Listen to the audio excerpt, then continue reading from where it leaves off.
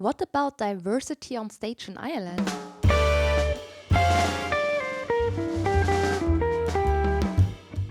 Bebop-Mädchen, der Podcast, der MusikerInnen bewegt. Mit Themen rund um die Karriere und allem, was dazugehört. Gewürzt mit einer Prise Feminismus.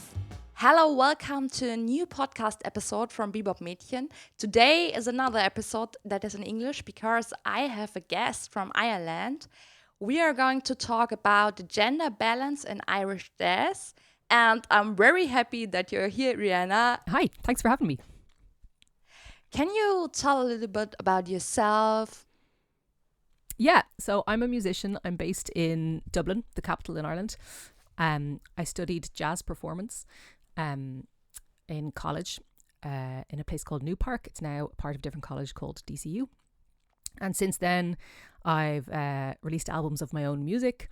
I've also collaborated with a few different bands. I make a lot of work for young audiences. So I write music with and for children. And then also just recently, I've set up a new group with some of my fellow musicians called Gender Balance in Irish Jazz, where we research the gender balance of jazz festivals in Ireland. What about the diversity on stage in Ireland? The ratio has been vast majority men. The research done properly on 3 festivals so far. But just anecdotally, those 3 festivals seem to be fairly the norm. And it's ranged from 0 women performers, as in 100% male performers at one festival, to like 14 or 15% at another one. So low. It is predominantly male performers. And what are the 3 festivals that you have taken a look at? So far, we have done Ballydehob Jazz Festival from 2021, Sligo Jazz Festival from 2021, and Bray Jazz Festival from 2019. But I do want to say this isn't, it's not meant to kind of blame or poke at one of those 3 festivals. We plan on doing the same research for all the jazz festivals in Ireland. When I say all, there's about a dozen. It's not like there's hundreds of them. We're not picking out any one festival to point the finger at. We're trying to get an overall look at what the gender balance is across all the festivals. Do you recognize a difference between the female musicians who are going to play an instrument or singing? Yeah, it's mostly singers. I find it tricky having that. I've had that conversation with a few people saying that like most of the jazz performers who are women are singers. And on the one hand, as a singer myself, when I hear people say that as if it's a bad thing, like, oh, that's a pity, I get defensive. And I'm like, singers are as much musicians as a drummer or a saxophone player. Mm-hmm. You know, why is it portrayed as it's this bad thing? It's this lacking or something. But then on the other hand, I see that like there is an issue there that more women should feel like if they want to, they can go into a different instrument. I do feel like maybe the reason that happens is, you know, a good few steps back before it gets to festival bookings. You know, if we're talking about like the early education years. I don't have like hard data research on this. This isn't something that the Gender Balance in Irish Jazz group researches. But just from my experience working with young people and writing music for them and doing workshops and festivals and stuff for young audiences, I do see how how it starts so young. We're talking like 5-6 year olds. Girls are encouraged to be singers and boys are encouraged to be drummers. And I think it's a lot of internal biases from teachers. I remember doing a workshop once with young kids who were like 7-8 years old. And the other teacher kept just putting all the girls on backing singing, you know, backing vocals. And then kept saying like, oh, the boys, they have so much energy, they need to be given a drumstick to bash something so that they'll behave themselves, you know, so they can let some energy out. Like it starts that young. It could be cool if it is more open, like the women aren't pushed that much into singing. So I also recognize when I'm like introduce myself and say I'm a jazz guitarist, there are so many people who are asking me like, and you are also singing? And I'm like, yeah, but not that much, I think, for myself. So I'm not a singer. I'm a jazz guitarist. And sometimes they ask twice. And then I think like, okay, what the hell? Why is it wrong to be like a jazz guitarist and a woman? Is there something wrong in it? I know, and I've made that exact same mistake before. I had an amazing viola player in my band, Alva Nikarachtik, but I was always trying to push her to sing backing vocals. And then I thought about it, and I'm like, I don't push the guys in the band. I don't assume that they have that skill, but there was something inherent that because she was a woman, I assumed like, oh, also you can sing, right? Mm-hmm. And she had to be like, no, I don't. I'm not a singer. I'm a viola player. You know, you're not assuming that the guys in the band can sing. So, you know, I've also made that assumption. Yeah, but I think that is such a big topic that it is in our mind that hard. So it's pretty hard to get it out of it and be a little bit more open to this topic. What do you recognize when you look behind the scenes of the festivals, like the management, the engineering, the booking? Are there also mainly men, or is it more diverse? Seems like there's a few festivals where there are women behind the scenes. It's not always clear who it is behind the scenes because sometimes you're emailing people and it's an email address and you're not sure which one it is. But I'm not sure that just, even if there was a gender balance in bookers or promoters, I'm not sure that would automatically lead to a gender balance in performers. On boards, like I'm in a number of different groups. Like I'm on the board of directors for the Improvised Music Company, which is the national jazz promoter in Ireland, and a few various kind of working groups of musicians who campaign for artist rights in the country and that kind of thing. And it has seemed like in the last few years especially, people are very aware of wanting to have a gender balance in those kinds of groups, which I think is a great thing. Also here in Ireland, I think most of those organisations are funded by the Arts Council, and the Arts Council notice if you don't have a gender balanced board, they might say to you that you should have one if you want to get funding. That kind of thing. Yeah, so I think there is a positive move there towards gender balance. I know the National Women's Council in Ireland did do research in general on the number of women on boards of directors of companies. That was not specifically in the arts, and the percentage is way down. It's much more men. What did you find out by now when you have like taking a look at the festivals? So far, we found out that's exactly what we thought. I think mostly it's not necessarily that we went into it thinking that we would find out something that we didn't already know. It was more that to get it a definite number that we could say. For me, what happened was like a few years ago, I started having these conversations with people about gender balance in the jazz scene. And I felt like I kept having the same conversation with people where they wouldn't recognize the truth of the situation. I would say people would talk about specific stories of, you know, a festival that had no women on the bill, or a woman who didn't get treated fairly at a gig or something like that. And the response I kept getting back were people saying like, oh, but that was an anomaly, or oh, that's not fair because you know, it would have been this, but something happened there. You know, they kept thinking that those stories were the outliers, you know, they weren't the norm. And I, you know, and myself and a few other musicians would constantly point out like, no, that is the norm. Like, look at the numbers. Yeah.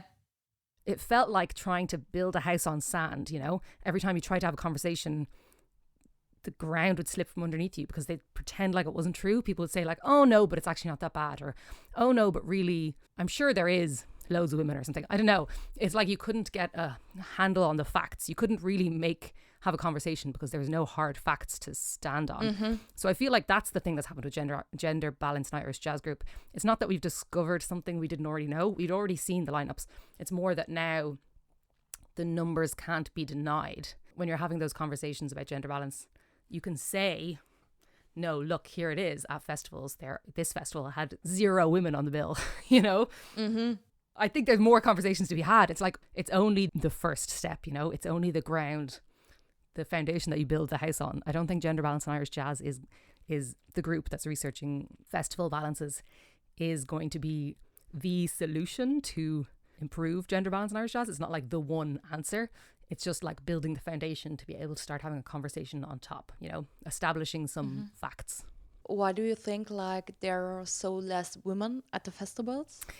I don't know. That's the €1 million question, isn't it? Because that's what people say to me. They say, oh, well, bookers aren't to blame. And I was like, well, I never blamed bookers. And then someone else says, well, this person is to blame, or that person is to blame, or it's because of education, or it's because of this. And I think lately, I have loads of opinions and I'll get into them because, I mean, that's what we're talking about.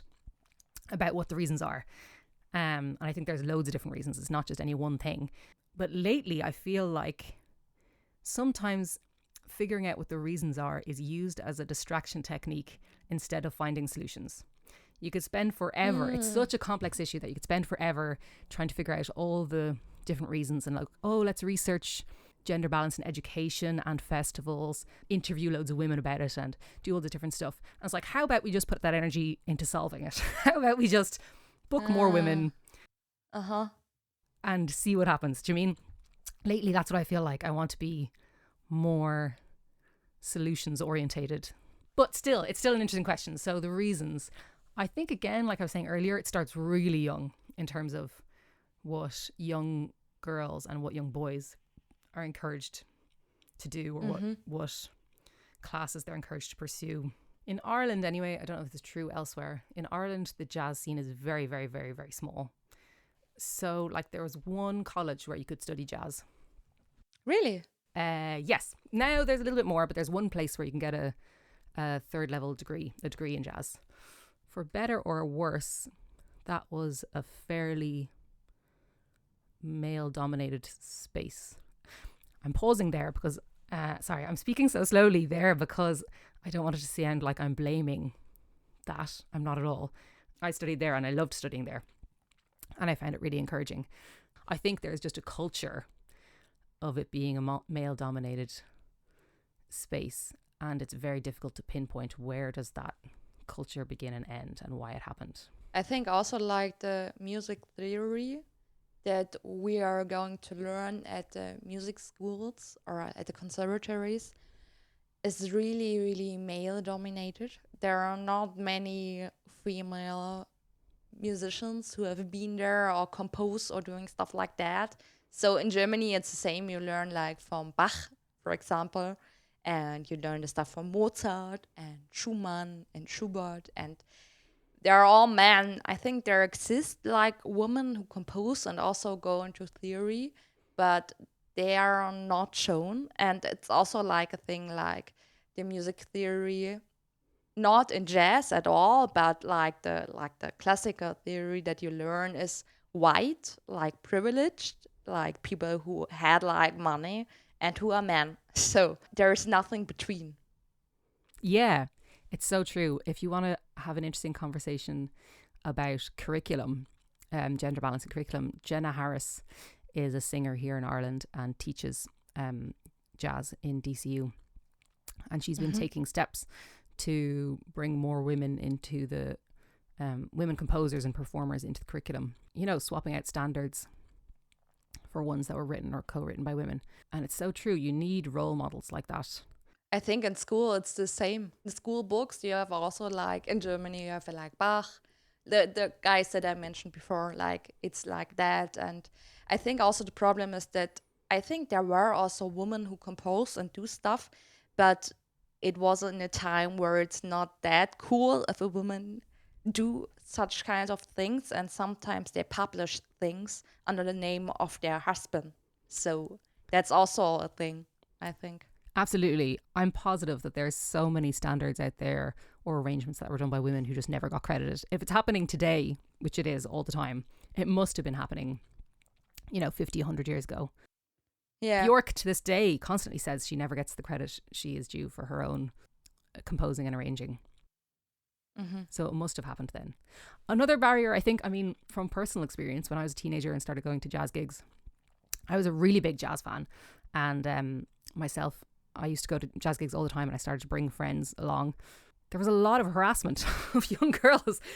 Just to be honest, like a lot of friends just who weren't as interested in jazz as me just stopped going to gigs because they, as an audience member, they didn't feel welcome or safe or, like it was a lot of fun. So like, if you're putting off audiences in that way, of course people aren't going to go on to become musicians, And not all necessarily terrible stories. They just go to a gig and don't have a good time because they're the only woman in the room and they're getting treated like an alien as the only woman in the room, Or they're being explained to, like a friend of mine, I remember, who was doing a degree in guitar performance at the time, was at a gig, and I remember her telling me, I was like, how was the gig? And she was like, it was good, but the guy sitting next to me kept trying to explain to me why people were clapping after solos.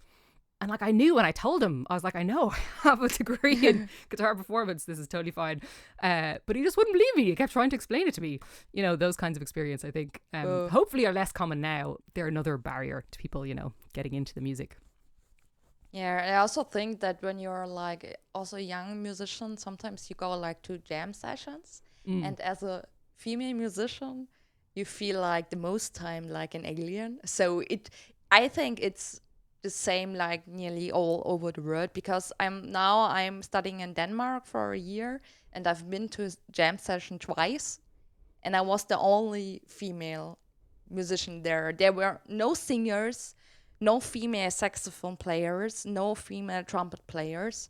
I was really the only female musician there, and I was like, now I'm okay with that, because I really read and talk a lot with people about this topic. But I think if I'm like 10 years younger or something like that, it would really, really scare me to play there or to be there if you're like the alien in the room. Exactly. Now I feel confident in it, now that I have a degree in it and think that kind of thing. But yeah, 10, 15 years ago, which are really formative, important years as a musician, I found it much more difficult. Like I remember a long time ago, over a decade ago, going to a jam session.